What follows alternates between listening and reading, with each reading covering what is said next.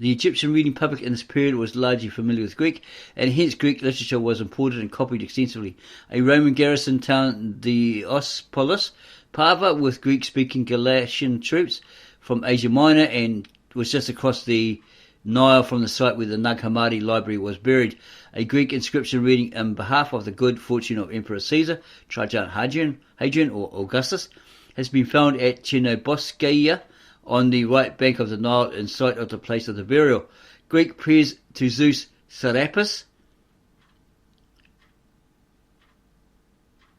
because they basically plagiarized the Egyptian gods. Okay, try to mix the two with the three with theirs, right? Mentioning Antioch are found in two halves in the cliff near where the books were buried. But more and more Greek texts such as the Bible and Nag Hammadi Library, it's the Alexandrian Pentateuch probably, the LXX, tells that a Greek-speaking monk from Alexandria came to Pachomius, who made him live in the same dwelling with an old brother who knew the Greek language, while he learned the native tongue. Meanwhile, Pachomius made every effort to learn Greek by the grace of God in order to discover the way of offering him solace frequently. Then Pachomius appointed him house manager of the Alexandrian and other foreign brothers who came after him. When the Egyptian language is written with the Greek alphabet, plus a few letters for sounds Greeks did not make, it is called Coptic. The Nag Hammadi Library is written in two Coptic dialects. Even among the texts translated into the same dialect, minor divergences point to a plurality of translators who do not correspond to the plurality of scribes responsible for the surviving copies. In the case of duplicates, different translators were involved, working from divergent Greek texts. The translation process may have been spread over a wide area of Egypt and several centuries. Each codex was bound in leather. The outline of the desired book size was often scored onto the leather, whereupon the flesh side of the outlined area was lined with used papyrus passed into thick cardboards called cartonnage, producing a hardback effect. This used papyrus consisted of Greek and Coptic letters and business documents, and has produced names of persons and places as well as dates that help to determine the time and place of the manufacture of the covers. After a cover was thus lined with cartonnage, a strip of the cover was turned in at the head and foot of the front and back cover and at the fore edge of the back cover. Since the line of the animal's spine usually ran horizontally across the cover, the narrowing of the skin leading to the animal's tail could be retained to form a flap extending from the fore edge of the front cover. To this was added a thong to encircle horizontally the closed book. This may have been a practice taken over from the manufacture of a papyrus scroll, where a parchment wrapper and thong were traditionally used to protect it and hold it close. It's not talking about the thongs that people wear, like these second type of underwear, right? Probably not that.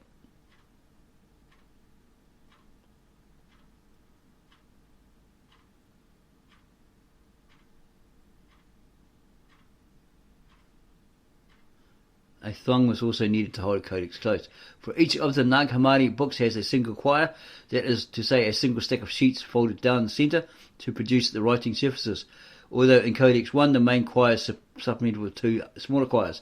Such large quires would tend to gape at the fore edge unless securely tied. Shorter thongs extending from the head and foot of the front and back covers were tied together to aid in holding the codex closed, and so forth.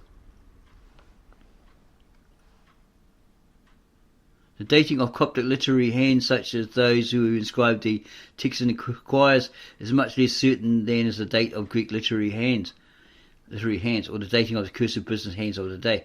A thorough study of the hands in the Nag Hammadi Library has not yet been made, although dates ranging at least from the beginning to the end of the 4th century CE have been proposed. The texts themselves do not normally contain dates or datable historical references, but the concept of our great power, a certain book, may provide one reference that can serve as a point of departure for dating Codex 6. Cease from the evil lusts and desires and the teachings of the Anomoeans, evil heresies that have no basis. While the Archbishop of Alexandria, Athanasius, was in hiding in the Pachomian monasteries around 360 CE, and the Moavian heretics were flourishing for a brief period in Alexandria. Probably this text received its final form no earlier than at this time. Okay, need some more information on the papyrus used. Okay, you get Life of Saint Pachomius. Narrates that a philosopher from Panopolis,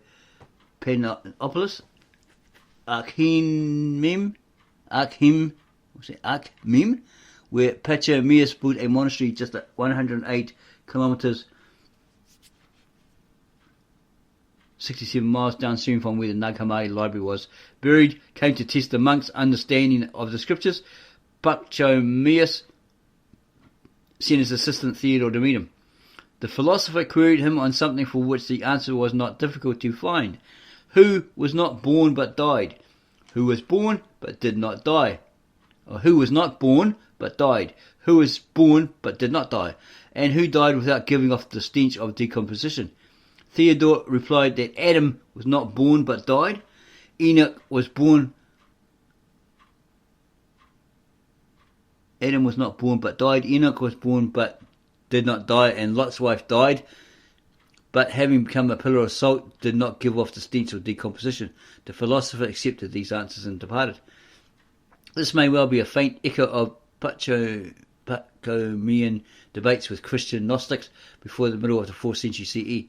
Epiphanius' efforts to run Christian Gnostics out of town took place in Egypt about the same time.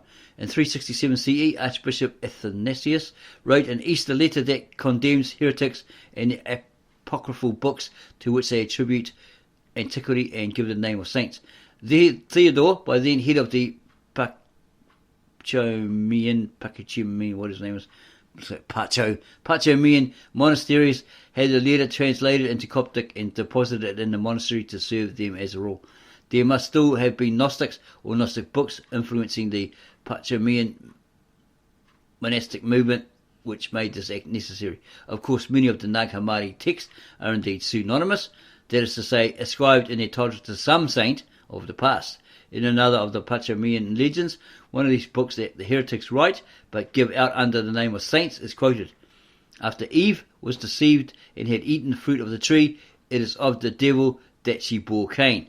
So it's trying to say that she did the wild thing with the devil, and she eventually gave birth to this devil child called Cain.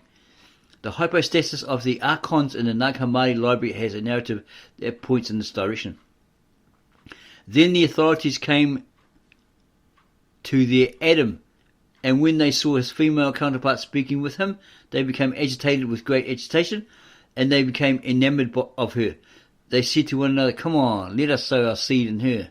And they pursued her, and she laughed at them for their witlessness and their blindness. And in their clutches she became a tree, and left them her shadowy reflection resembling herself, and they defiled it foully. So they chased her to have their way with her. She turned her into a tree. So, yeah, they started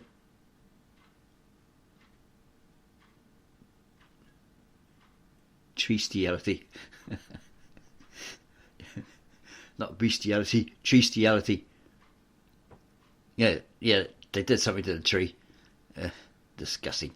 And if they, and they defiled it foully, as they defiled the form that she had stamped in her likeness, so that by the form they had modelled together with their own image, they made themselves liable to condemnation. So, like the Hindu Bhagavad Gita, etc. belief, did they come back as punishment as a tree in the wind or something like that? Who knows? They made themselves liable to condemnation.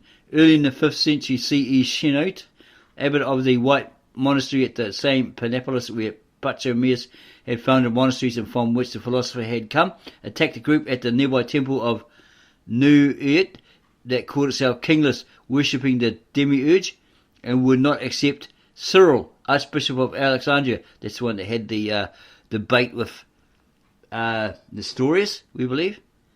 And he called him a heretic and all this sort of stuff. And told all these lies. Organised meetings without these other people, before these people turned up and all that sort of stuff, these councils. Yeah, so this knew it that called itself kings worshipped the demiurge and would not accept Cyril, Archbishop of Alexandria, as their illuminator. These terms, which Chenault seems to borrow from the group, are so well known in the Nag Hammadi Library that it may have been a Christian Gnostic, perhaps a Sethian group, even though in his polemic Chenault calls them pagan heretics. He sees their books full of abomination, or probably heresies, and of every kind of magic. Series of vowels and unintelligible magic words, Plotinus called it hissing, occur in the Nag Hammadi Library itself, and Pachomius too wrote to the heads of his monasteries using a code that even his successors could not decipher. Hence, the Nag Hammadi Library and Pachomius' Book of Spiritual Letters may not have been entirely different in appearance from what Chenault would call a book of magic. Chenault threatened the heretics. I shall make you acknowledge the Archbishop Cyril, or else the sword will wipe out most of you, and moreover, those of you who are spared will go into exile. So you didn't have much choice, did you? Okay. You either get the sword or you go into prison. Or you go somewhere and you're stuck there for a very, very long time. Just as the Dead Sea Scrolls were put in jars for safekeeping and hidden at the time of the approach of the Roman 10th Legion, the burial of the Nag Hammadi Library in a jar may also have been precipitated by the approach of Roman authorities, who by now have become Christians. The Roman state Christians, of that Roman church. The fact that the Nag Hammadi Library was hidden in a jar suggests the intention not to eliminate but to preserve the books. For not only were the Dead Sea Scrolls put in such jars for safekeeping, but biblical manuscripts have been found similarly preserved up and down the Nile, in some cases dating from the same period and buried in the Nag Hammadi region. The Bible refers to burial in a jar as a way to preserve, and to burning as a way to eliminate a book. Jeremiah 32:14-15, 36-23. The life of Saint Pachomius reports that he got rid of a book by Origen, whom he considered a heretic, by throwing it in the water, with the comment that if the Lord's name had not been in it, he would have burned it. The burning of the greatest library in antiquity at Alexandria by Christians late in the 4th century CE suggests that such a ready solution would hardly have been overlooked. If the intent had been to get rid of the Nag Hammadi Library, it must have been buried in a jar for safekeeping, perhaps for posterity. Two of the texts in the Nag Hammadi Library refer to their being stored for safekeeping in the mountain until the end of time. The Gospel of the Egyptians concludes, the great Seth wrote this book with letters in 130 years. He placed it in a mountain that is called Charaxio, in order that at the end of the times and the eras it may come forth and reveal this incorruptible holy race of the great Saviour, and those who dwell with them in love, and the great invisible eternal Spirit and His only begotten Son. So this line of Seth was a holy line, but unfortunately his people turned their back on God and chased after the hot woman of the ungodly men, the pre-Adamics, etc., according to the original ancient, very old Testament Tav Ashret in the sacred scribal language of God, the Lishana Artica Saprea, translated into the nearest English equivalent by a native-born Aramaic-speaking translator from Mesopotamia, Syria, Victor N. Alexander, which we bring to you often through our videos, through our YouTube channel, The Ministry of the Real Truth. Near the end of Allogenes, a similar idea occurs. Write down the things that I shall tell you, and of which I shall remind you for the sake of those who will be worthy after you. And you will leave this book upon the mountain, and you will call up the guardian, come, O dreadful one. On each side of the Nile Valley cliffs rise abruptly to the desert above. The section of the cliff on the right bank marking the limit of the Nile Valley in the Arab land between Chino-Bosquier and Pabo is called the Jabal al-Tarif, a protruding boulder shaped what like a stalagmite had broken off some time in antiquity from the face of the cliff and fallen down onto the talus below. The inclined plane of fallen rock that over the ages naturally collects like a buttress at the foot of a cliff. Under the northern flank of one of the huge barrel-shaped pieces of this boulder, the jar containing the Nag Hammadi Library was secreted. Yeah, that's secreted, not secreted. In the face of the cliff, just at the top of the talus, 6 dynasty tombs from the reigns of Pepi I and II, 2350 to 2200 BCE, had in antiquity long since been robbed. Thus they had become cool solitary caves where a monk might well hold his spiritual retreats, as is reported of Pachomius himself, or where a hermit might have a cell. Greek prayers to Zeus, Serapis, opening lines of biblical psalms in Coptic and Christian crosses, all painted in red onto the walls of the caves, show that they were indeed so used. Perhaps those who cherished the Nag Hammadi Library made such use of the caves, which would account for the choice of the site to bury them. The jar rested there a millennium and a half. Then it was discovered. In the months of December, peasants of the Nag Hammadi region fertilized their fields by carrying nitrates from the talus of the Jabal al-Tarif to their fields using the saddlebags of the camels. 2 brothers, Muhammad and Khalifa Ali of the Al-Saman clan, hobbled their camels on the south side of the fallen boulder and came upon the jars they were digging around its base. Muhammad Ali reports that at first he was afraid to break the jar, whose lid may have been sealed on with bitumen, for fear that a jinn might be closed up inside it, like a demon or a genie or something like that. But on reflecting that the jar might contain gold, he recovered his courage and smashed it with his mattock. Out swirled golden-like particles that disappeared into the sky, neither gems nor gold, but perhaps papyrus fragments. He wrapped the books in his tunic, slung it over his shoulder, and hobbled his camel and carried the books home. A hobble in Hamlet. Do you notice that there's different stories being told about what went on, how they came to be found? A young boy was tending to his goats or something around that area, and he threw a rock into a cave and he heard a noise, the noise of a breaking jar. So he thought, oh yeah, he went in and discovered it. Saw these old scrolls, and apparently they used it to, some of them, to heat their fire to keep them warm at night, right? And then now you got this one. It's 2 brothers, older brothers, that did this, and then there's another story, someone else did something else, so there's variations on that, we believe. Okay, so this guy unhobbled his camel and carried the books home. A hovel in the hamlet of Al-Qasar, which was the ancient site of Chernobogskaya, where Pachomius had begun his life as a Christian. Half a year earlier, during the night of 7th May 1945, the father of the 2 brothers, whose name was Ali, while on his job as night watchman guarding irrigation equipment in the fields, had killed a marauder. By mid-morning he had been in turn murdered in blood vengeance. About a month after the discovery of the books, a peasant named Ahmad fell asleep sitting in the heat of the day on the side of the dirt road near Muhammad Ali's house. A jar of sugarcane molasses for sale beside him. A neighbour pointed him out to Muhammad Ali as the murderer of his father. He ran home, alerted his brothers and widowed mother, who had told his 7 sons to keep their mattocks sharp. The family fell upon their victim, hacked off his limbs, bit by bit, ripped out his heart, and devoured it among them. Yeah, they ate it as the ultimate act of blood revenge. Ahmad was the son of the sheriff Ismail Hussein, a strong man, imposed of Al-Qasar from outside, indeed a member of the Hawara tribe, which is so alienated from society that it considers itself non-Arabic, though directly descended from the Prophet, probably the Prophet Muhammad.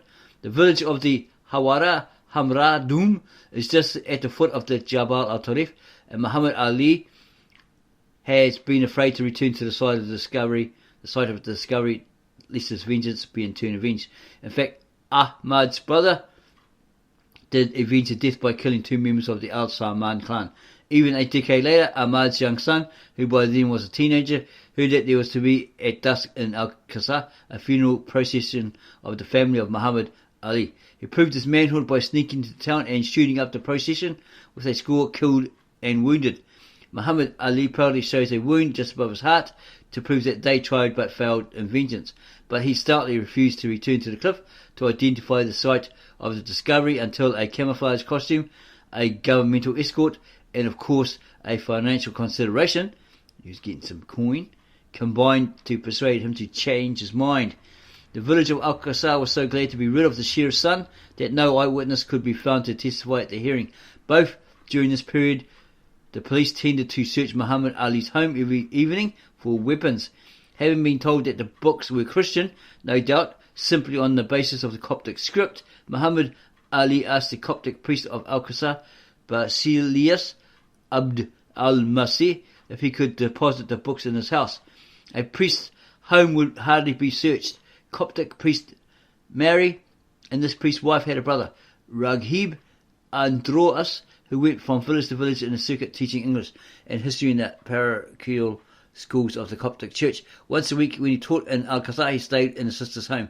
On seeing one of the books, Codex 3, he recognized its potential value and persuaded the priest to give it to him. He took it to Cairo and showed it to a Coptic physician interested in the Coptic language. George Sobhi, who called in the authorities from the Department of Antiquities. They took control of the book, agreeing to pay Raghib £300. After what seemed endless delays, Raghib finally received £250. They must have undercut him, upon agreeing to make a gift of the balance of £50 to the Coptic Museum. There you go. So they give him £300 and then they rip him off 50 for the British Museum, right, or the Egyptian Museum, where the book was deposited. The register of the museum records the date as 4 October 1946. Yeah, did they actually do that as a donation or did they pocket it?